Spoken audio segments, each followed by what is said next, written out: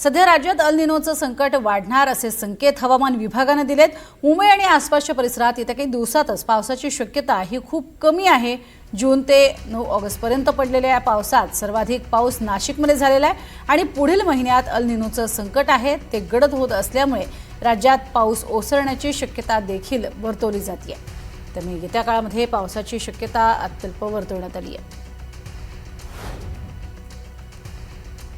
येणाऱ्या 4-5 दिवसात आपल्याला जस्ट लाईट टू मॉडरेट शॉवर्सची शक्यता आहे। पण ही शक्यता येणाऱ्या 4-5 दिवसांसाठी आहे का त्याच्या पुढे देखील ते मॉनिटर करावं लागेल। If some system develops in bay of Bengal असं काहीतरी असेल, सम फेवरेबल कंडिशन आलं की आपल्याला होईल। पण आता ॲज ऑफ नाऊ कंडिशन्स असं फेवरेबल नाही आहे की तुम्हाला अतिवृष्टी मिळण्याची शक्यता आहे। इवन हेवी रेनची शक्यता फार कमी आहे ओव्हर महाराष्ट्र येणाऱ्या 4-5 दिवसात।